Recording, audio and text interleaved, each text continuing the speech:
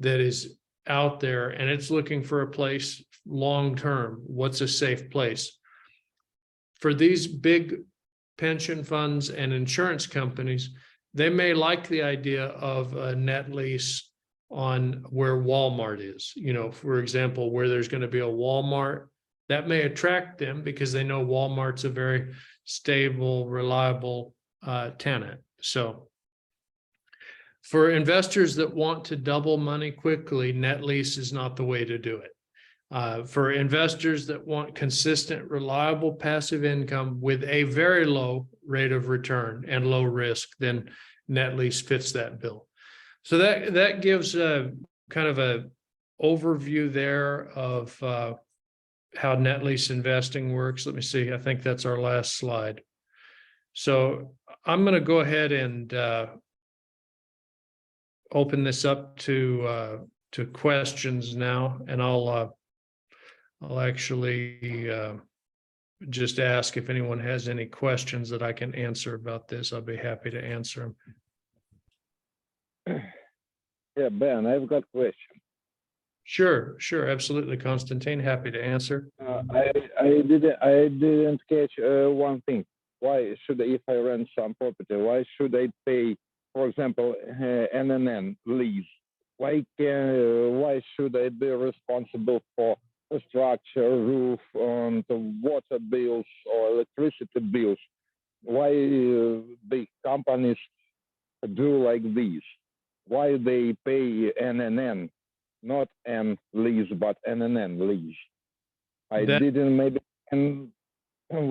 I can read about it somewhere to do not waste your time.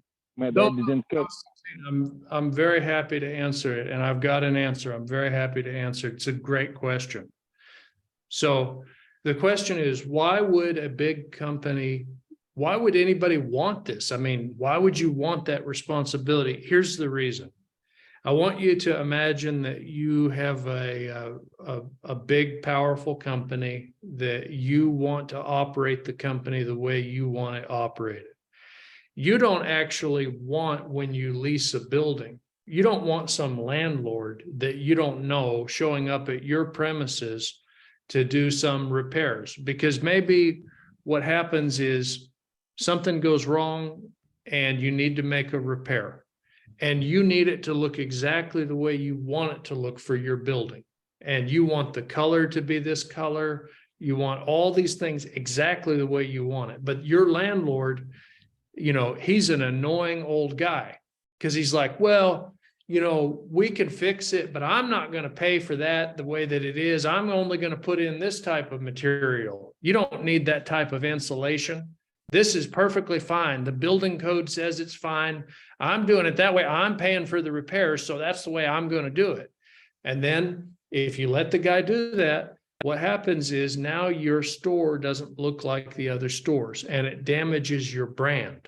So basically, you don't really want to pay for this stuff. You would like to make it where you make the landlord pay for it. But the problem with doing that, the problem that you have is, if you are in that situation where you try to negotiate strong with the landlord, where you say, look, I'm not interested in this silly, I'm responsible for paying for the repairs. I'm not going to do that. You either lease it to me this way, or I'm not going to lease it. The landlord is going to look at you and he's going to say, okay, well, let me think about it. Let me think about it. And then what he's going to do is he's going to have his real estate agent looking around to find some other tenant. And then if he can't find another tenant, if it goes like a month or 2 or 3 and he can't find a tenant, then he'll call you back and he'll say, okay, I'll do it. I'll do it. But if he can find another tenant, he'll just lease it to them. So there's a market competition that drives this, where the landlord and the tenant both are in competition. And essentially what happens is there tends to be a standard that develops over the years that's a normal standard of how business is conducted in this area. So just like any business, there tend to be standards that develop. And over time, this is the way that it developed. But what you mentioned is absolutely a good way to think, because as a tenant, you're better off if you make it I didn't have it on the chart here, but there's another one that's not a net lease. It's called a gross lease. So a gross lease is very bad for a landlord. And that's the one as a tenant that you always want to demand. You always want, I need a gross lease. I'm not going to do this net lease stuff. They're your taxes and you pay for them, but you may not get the building if you negotiate hard with the landlord. Because the building, if it's in a main city where there's thousands and thousands of people around, and that building only comes up every now and then for lease. So you've got a one-time opportunity to get it because you've got an area that is a prime area. And if you get that building, you can make a lot of money. You can make a lot of money because it's right where you need to be to sell your product. So, you know, you're talking about a $10,000 a month lease, but you know, you may be able to make 150,000, maybe 200,000 a month from having that in sales. So this is how it kind of develops, how it kind of arranges. But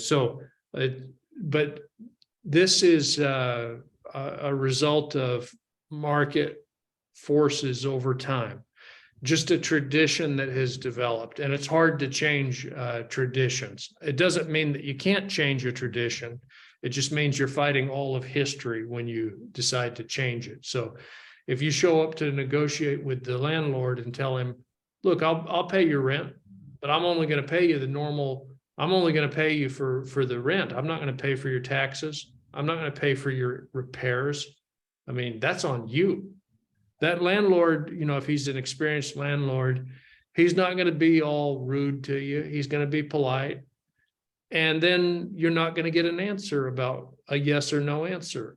And what's going to happen is in a month or two or three, boom, some other tenant will move into that building. And he will say, you know, I really wanted to lease it to you, but these guys were willing to do it, where they said they'd pay the taxes, they'd pay the repair. So I mean, I had to do it. But if it doesn't work out with them, I'll call you. I really wanted you.